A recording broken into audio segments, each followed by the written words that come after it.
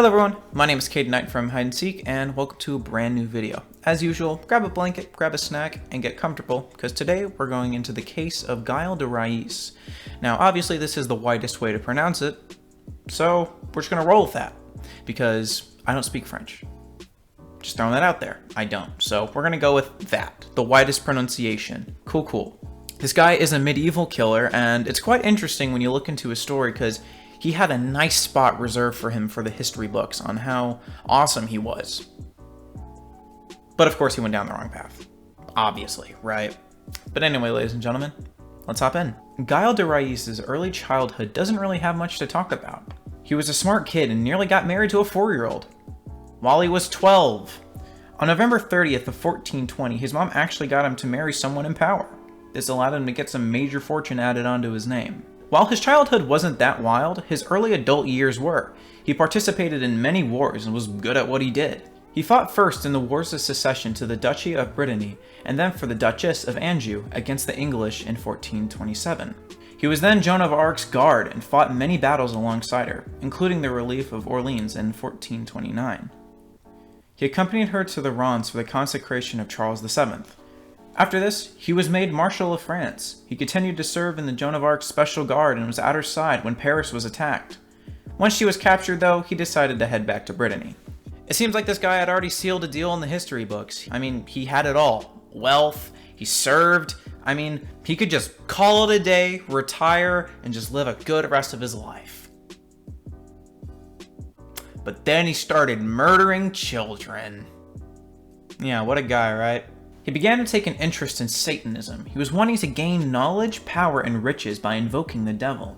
This is what led him to allegedly killing more than 140 children. 140 children! These accusations started coming up when people began noticing disappearances around de Rais' castle.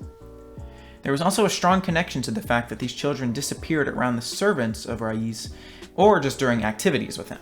Obviously, this went to court and he pled guilty after witnesses came forward saying that they saw people dumping children's bodies outside of his castle. The saddest part about this is that it could have been stopped a lot earlier. These witnesses were initially silenced because of their economic status. They were poor and simply didn't have the power that Rais did. He was actually put back out onto the streets after this. It wasn't until he was seen kidnapping a priest that he was then thrown in jail. He was then tried in civil court for a range of offenses, including heresy, sodomy, and the murder of more than 100 children. He had said that he had murdered children over the course of a decade, and obviously as a result of this was sentenced to death. Thank God. He was actually burned and hung. I mean, you know, well deserved. Frankly, I don't feel like any children should have had to die at the hands of this dude.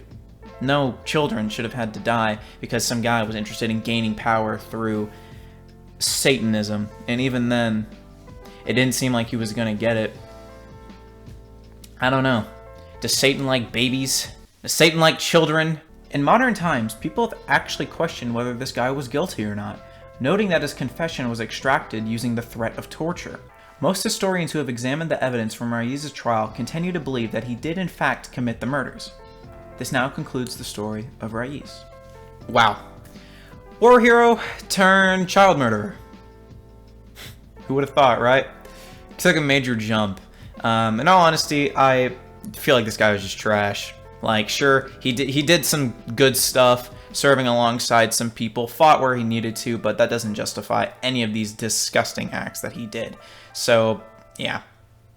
Yeah, this guy's not a good dude. Don't try to paint him like he is one. In all honesty, because the murdering of 100 children doesn't seem like, you know, that might say like, well, at least he did some good for his country.